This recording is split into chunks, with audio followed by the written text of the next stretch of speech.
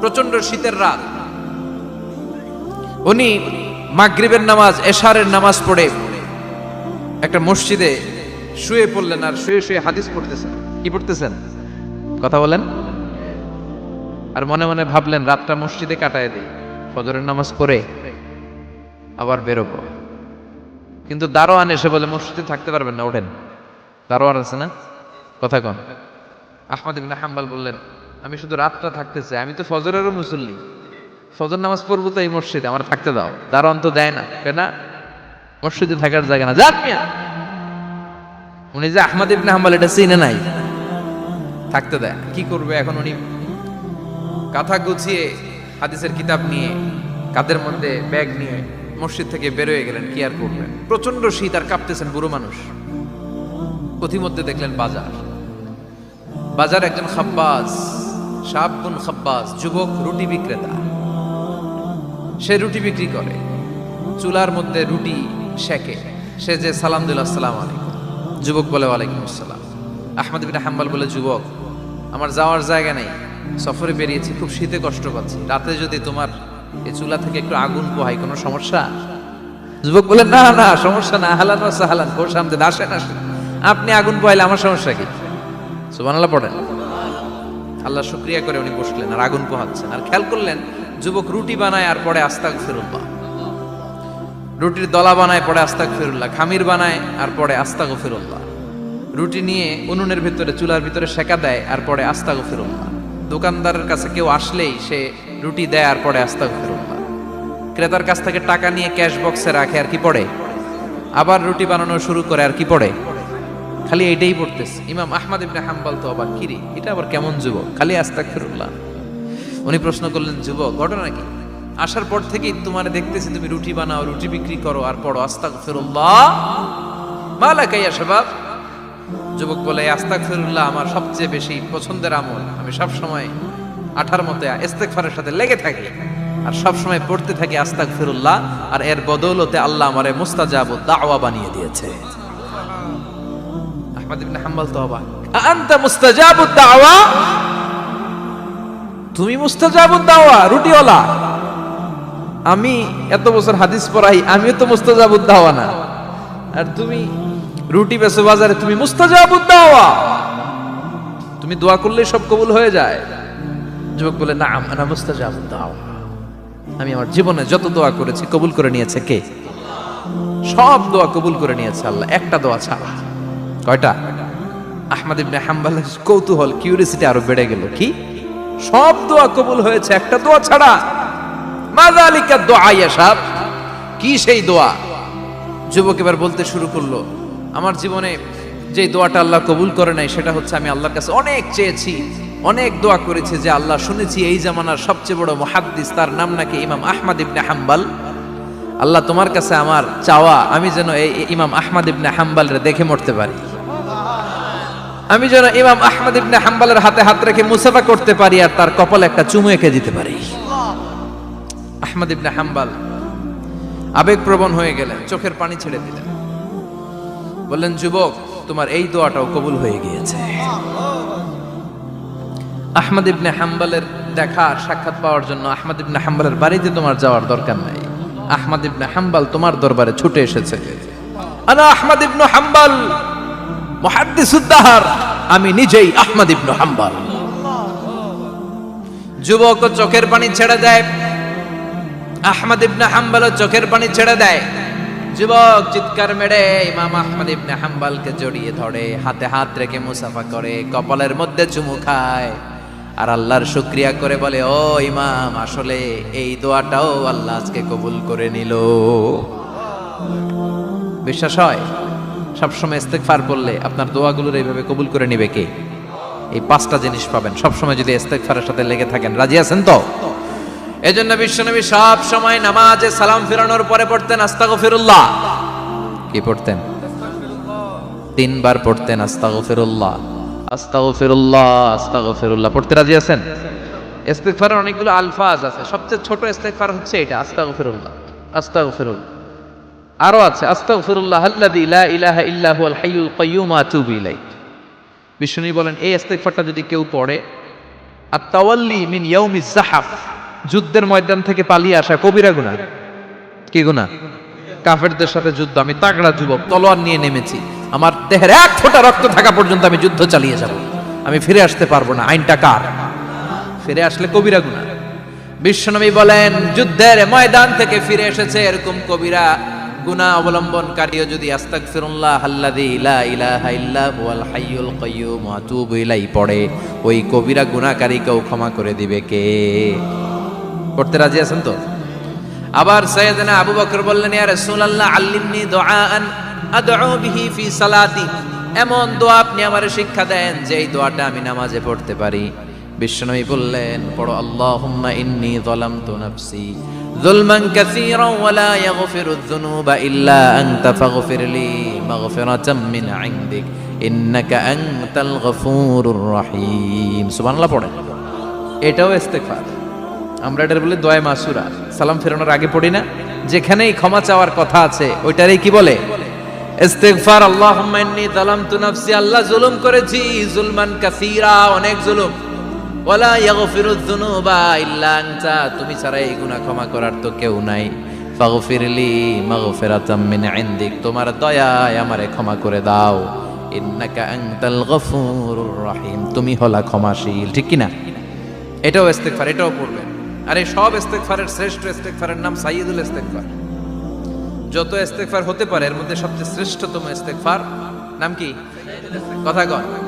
বুখারীর বর্ণনা, শাদ্দাদ ইবনে আউস রাদিয়াল্লাহু তাআলা আনহু বর্ণনা করেন, এই সাইয়্যিদুল ইস্তেগফার দিনের বেলা যে পড়বে ওই দিনে মারা গেলে সে জান্নাতি।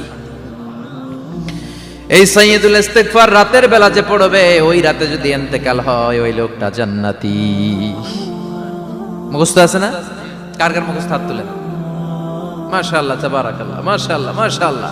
আর যাদের নাই তাদের হোমওয়ার্ক, তাদের আল্লাহুম্মা আনতা রাব্বি লা ইলাহা ইল্লা আনতা খালাকতানি ওয়া আনা আবদুক ওয়া আনা আলা আহদিকা ওয়া ওয়া'দিকা মাস্তাতা'তু আউযু বিকা মিন শাররি মা সানা'তু আবু'ু লাকা বিনি'মাতিকা আলাইয়া ওয়া আবু'ু লাকা বিযামবি ফাগফিরলি ফাইন্নাহু লা ইয়াগফিরুয যুনুবা ইল্লা আনতা। সুবহানাল্লাহ পড়েন। আজকে রাতে পড়ছেন, মারা গেলে জান্নাতি। চিল্লায় পড়েন আল্লাহু আকবার। এজন্য বিশ্বনবী বলেন, আমার আগের গুনাহ মাফ, পরের গুনাহ মাফ, তারপরেও প্রতিদিন আমি 70 বার তওবা ইস্তেগফার পড়ি। আজকে থেকে পড়তে রাজি আছেন তো? বেশি বেশি ইস্তেগফার পড়া যাবে না? একটু প্রাণ খুলে দিল খুলে আওয়াজ করে পড়েন তো আস্তাগফিরুল্লাহ। আর জোরে পড়েন আস্তাগফিরুল্লাহ। আবার সবাই পড়েন আস্তাগফিরুল্লাহ। সব সময় তওবা ইস্তেগফার যারা পড়ে তাদেরকে পছন্দ করে কে?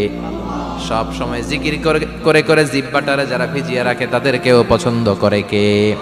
আল্লাহ বলেন, ওয়াজকুর রাব্বাকা ফি নাফসিকা তাদাররুআন ওয়া খীফাতান ওয়া দুনাল জাহরি মিনাল কওলি বিল গুদুবি ওয়াল আসাল ওয়া লা তাকুম মিনাল গাফিলিন। সুবহানাল্লাহ পড়ে। আল্লাহ বলেন, ওয়াজকুর রাব্বাকা ফি নাফসিক, আল্লাহরে মনে মনে ডাকো। তাদাররুআন ওয়া খীফা, আল্লাহর জিকির করতে আল্লাহ বলেছেন ফি নাফসিক। বুঝতেছেন না অর্থ? ফি নাফসিকা, মনে মনে আল্লাহর জিকিরটা করো।